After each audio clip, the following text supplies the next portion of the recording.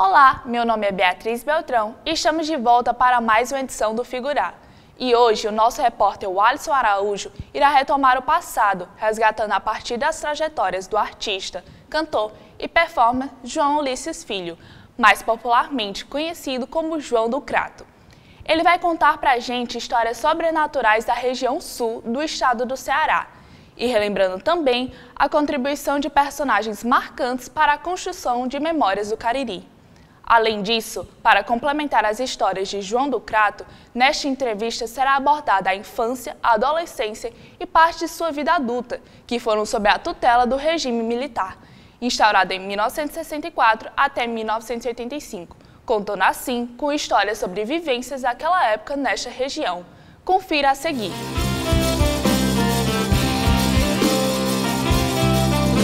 Muito obrigado, Bia Beltrão. E agora, no nosso bloco de entrevistas, estamos aqui com o artista e performer João do Crato.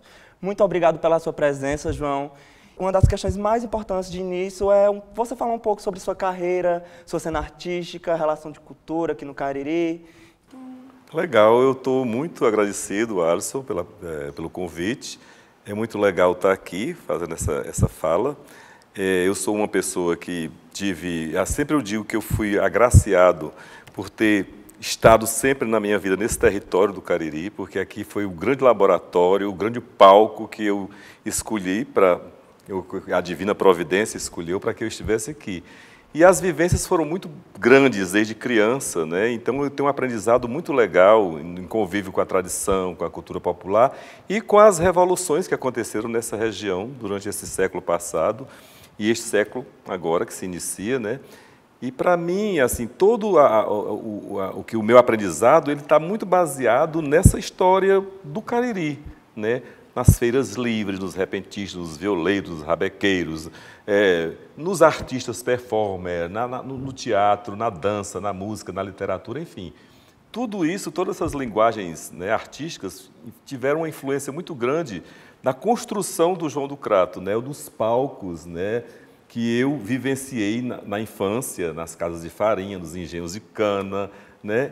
E, consequentemente, nas feiras livres e nos trabalhos que começaram a aparecer nos palcos, nos trios elétricos, nas bandas de baile, e, enfim, e nessa carreira solo que eu iniciei há um tempo atrás e que venho desenvolvendo hoje com muita alegria, com muita satisfação e achando muito bom as oportunidades de falar um pouco sobre essa minha trajetória, que já é bastante longa e que eu já tenho algumas coisas para contar, né? Eu acho isso muito importante, né, dividir essas experiências com o público, de um modo geral, que é para fortalecer essa história do Cariri, né? A história do movimento cultural aqui no Cariri, contemporaneamente falando. Sim, obrigado. E em relação a essa questão justamente dos personagens, como você estava falando, das feiras do Cariri, você tem algum personagem com qual você se inspira, que foi realmente uma pessoa no qual você, até hoje, é muito presente na sua relação com a arte? Essa questão da relação, assim, o Cariri é uma região abençoada, né? A gente tem essa floresta maravilhosa, mística, cheia de encantamentos e de encantados, né? Nós temos um vale, né? E temos um sertão muito próximo. Então, essas três possibilidades de ajuntamento de pessoas nesse território possibilitou que tivesse também uma diversidade muito grande de personagens pelos quais a gente ia se encantando, né?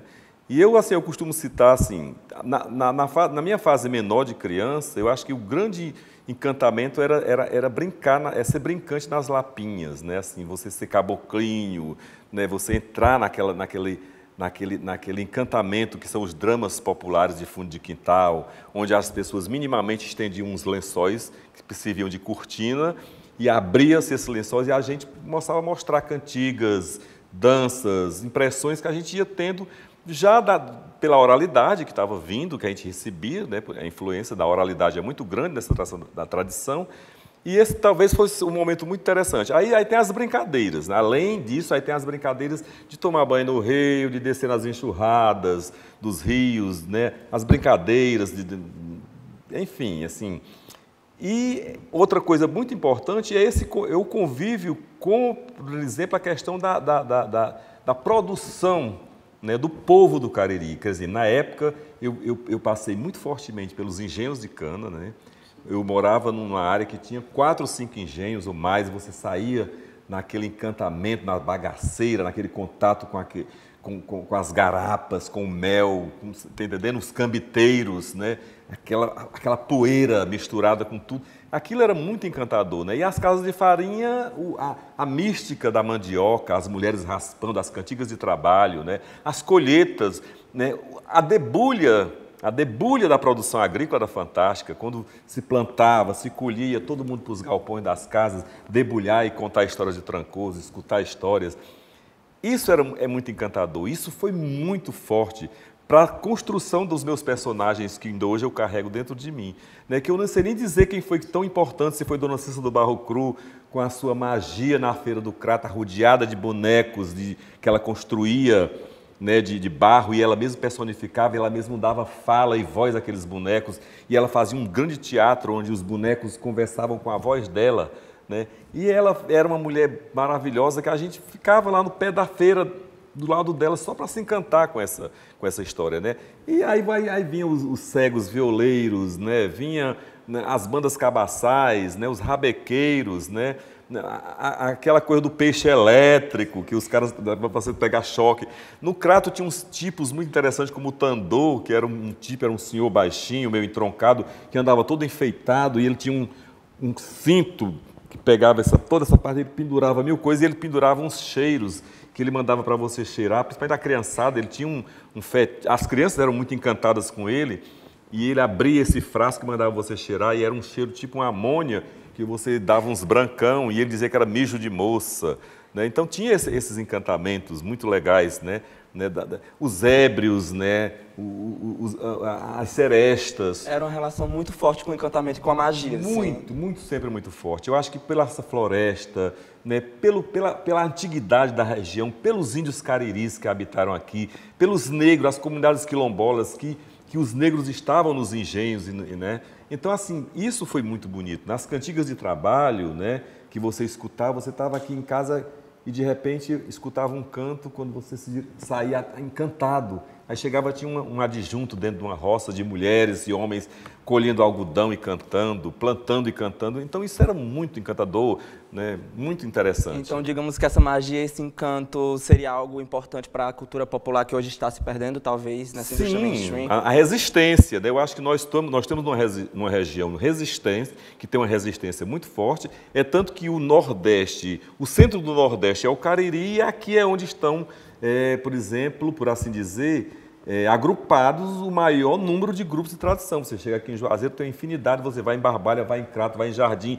vai em Porteiras, vai em Aurora, vai em, sei lá, em Abaiara, em todo canto você encontra uma manifestação, tudo oriunda dessa riqueza que foi o que os índios cariris deixaram e que os negros africanos deixaram, e que também os colonizadores brancos, nessa fusão dessas três raças aqui no Cariri, foi muito importante para a nossa formação. Né? A gente tem muito a agradecer. Eu sou muito encantado com a questão da cultura indígena, da questão afro-brasileira principalmente, mas a gente agradece, por exemplo, os dramas populares, os reisados, eles vieram todos dessa cultura íbero lá dos brancos, portugueses, espanhóis, né? E a gente agradece, mas assim, depois que elas chegaram aqui, eram muito clássicas, né? E aqui elas tomaram uma característica própria, né? Do Cariri, né? Os cocos daqui têm uma característica especial, os reis de Congo daqui, né? Os reis de couro, né? O maneiro pau, enfim, o São Gonçalo, as ladainhas, os penitentes, as excelências. Muita coisa, né? No nosso Cariri, rico. Que é rico para a cultura popular. Com certeza, e rico para a gente que está vivenciando, e né? É importantíssimo. Pois então agora vamos rapidinho para o nosso intervalo e logo voltamos com essa entrevista riquíssima com o nosso artista João do Crato.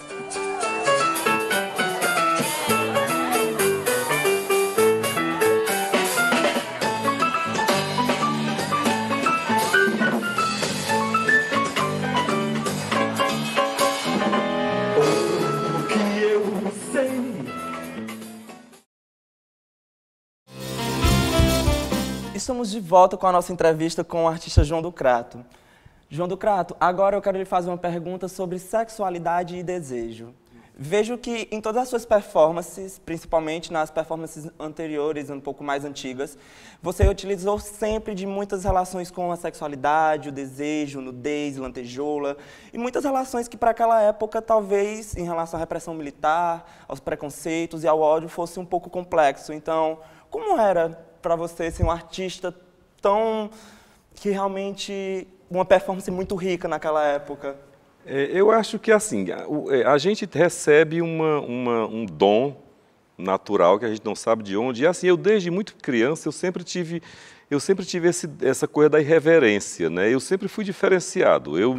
Quando criança, eu já não brincava, por exemplo, de aprender animais, usar baladeira, eu já achava, né? E eu preferia ir o quê? Eu acompanhar as minhas irmãs para os clubes, dançar. Eu aprendi a dançar muito criança e aprendi também a representar nos dramas populares. Então, tudo isso foi muito legal. E assim, e a minha curiosidade com o mundo que estava ao meu redor, né, aquela coisa mais regionalizada, mas eu tinha uma antena muito forte com o que estava acontecendo no universo, né?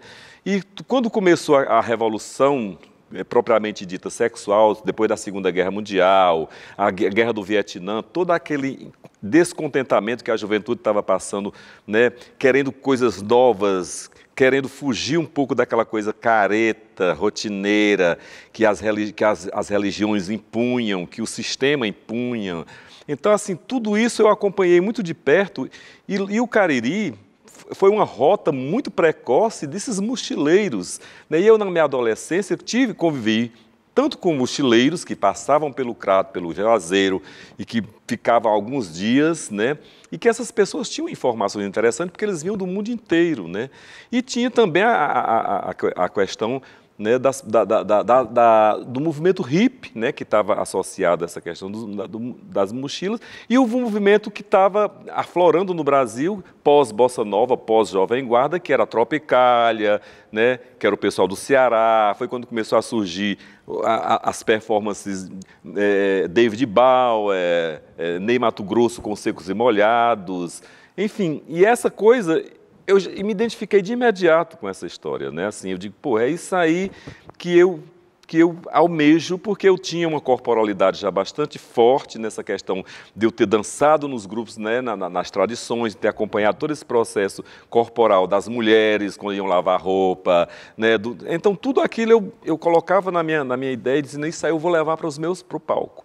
Né? Aí eu sempre admirei, né? Eu sempre achei que eu tinha que fazer isso para fazer um choque mesmo, né? Então, assim, as minhas primeiras performances, eu lembro na festa de Santo Antônio de Barbalha, que era uma festa completamente diferente da que é hoje, né? Que era uma festa que quem fazia a festa era o povão mesmo, era os cortadores de cana, tá entendendo? Então, assim, os grandes shows que a gente fazia era para esse grande público, né? E eu já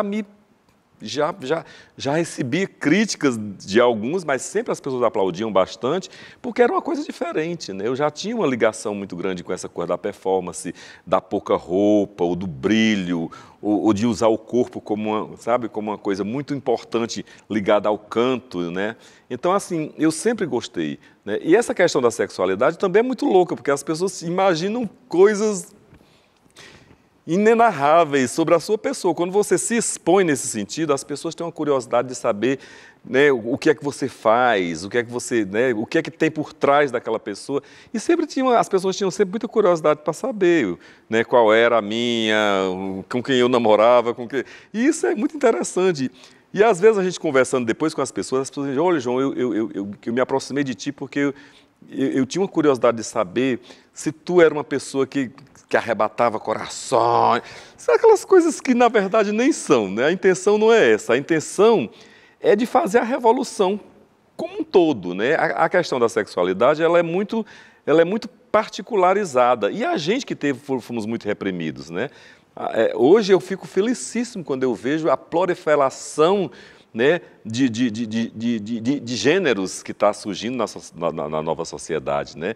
Essa coisa que era muito imposta pelas religiões, né, do homem e da mulher, né, aquela coisa muito imposta, hoje em dia fluiu e deu origem a coisas a uma diversidade de gênero fantástica, né? Que a gente não podia se dar o luxo naquela época, né? Porque assim, ou você era ou não era.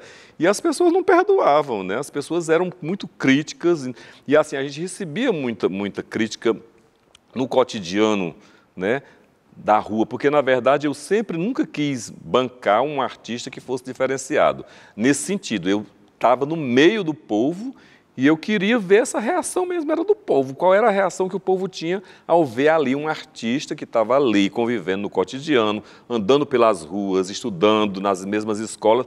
O que era que esse artista tinha de diferente, porque é que ele mostrava uma coisa no palco, mas ele estava ali no meio, né? Porque sempre se achou que o artista era aquela coisa mitológica, inatingível, que vivia dentro de uma redoma e que ninguém chegava perto, né? E até essa ideia do artista estar no meio do povo, né? Isso é que era o grande encantamento, e talvez isso é onde esteja todo o mistério, né, da questão da sexualidade, né? Porque eu acho que isso aí foi uma coisa que foi muito louca para mim entender, né? Mas, no mais, eu acho que foi um enfrentamento mesmo, né? E as relações foram muito interessantes, sempre que aconteceram, e acho que deu margem a hoje eu ser uma pessoa super tranquila e super aberta, sem nenhum problema, e achar que tudo tem que rolar da maneira como o cosmos propõe, e a gente tem que ir fundo, porque é legal, é maravilhoso, e é o que a gente leva. Ir além mesmo. Pois é, realmente é isso, né? Ir além do que esse sistema tão problemático e preconceituoso que é que nós sejamos. Então, percebo realmente que hoje estamos numa diversidade muito melhor e realmente uma pluralidade muito bonita de se ver. Então é isso, estamos indo para mais um intervalo e logo voltamos com o nosso último bloco de entrevista com o nosso artista e performer magnífico, João do Crato.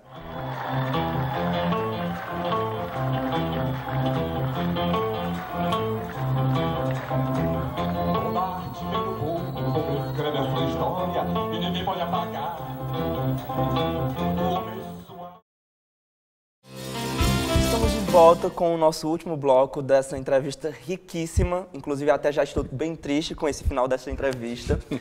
E, continuando justamente o que estávamos falando no último bloco, sobre a repressão militar, teve um movimento muito forte, como você falou, um movimento hippie, de contracultura. E uma das cenas riquíssimas que teve naquela época no Crato foi o bar Chá de Flor, juntamente com o Blandino, até no qual você criou a cachaça, Chá de Flor.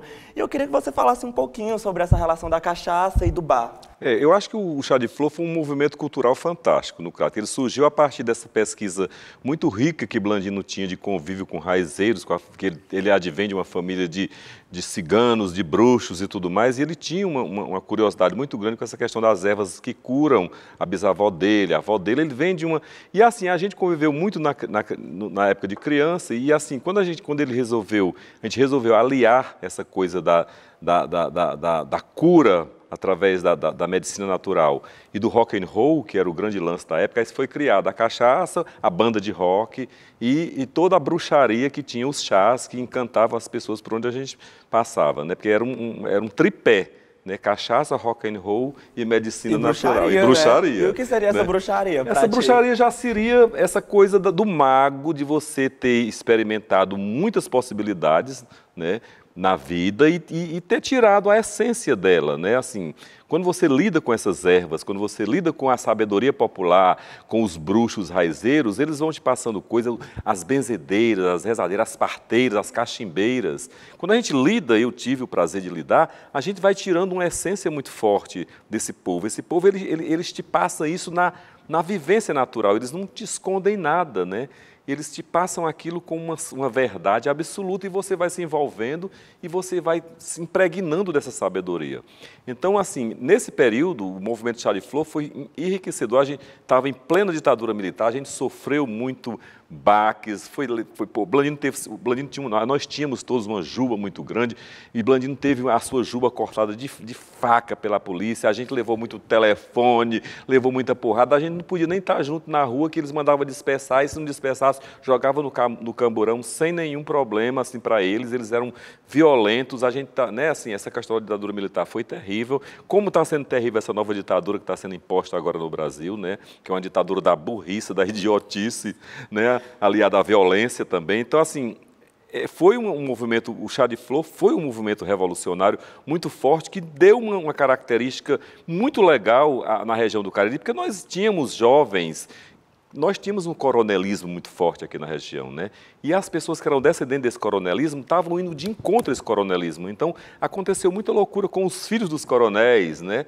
Que entravam no movimento forte do rock and roll, das drogas e da loucura, e que se suicidavam, e que tinha um índice de suicídio muito grande na juventude na minha época, né, nos meus contemporâneos.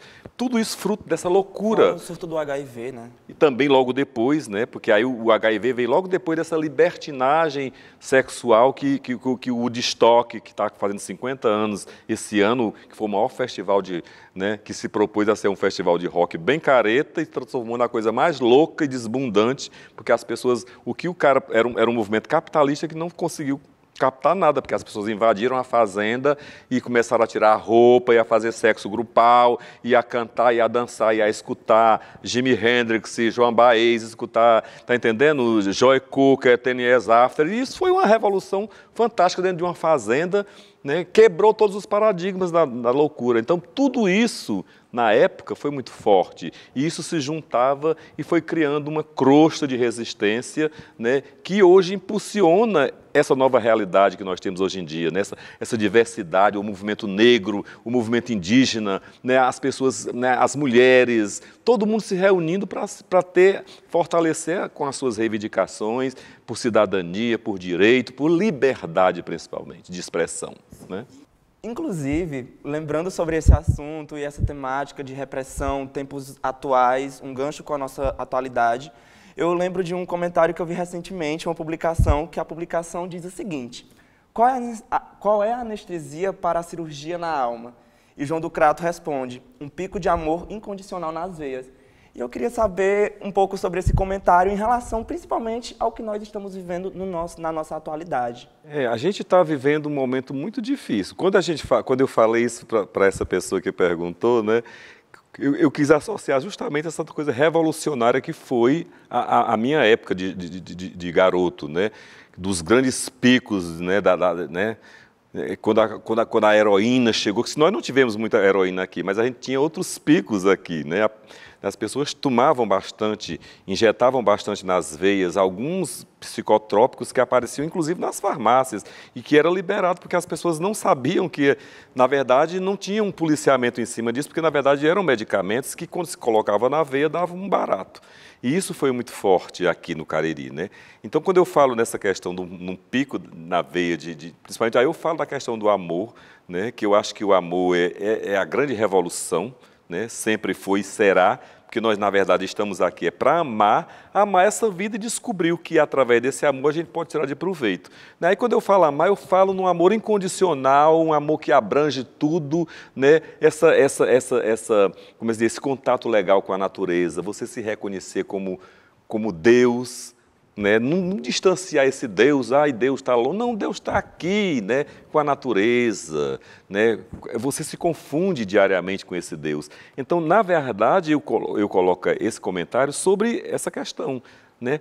Desse pico de amor que a gente tem que ter para poder subsistir diante de um sistema horroroso, totalitarista que está surgindo aí, uma coisa meio nazifascista que a gente não sabe, né? E que a gente se apavora porque a gente sabe o que representou isso, né?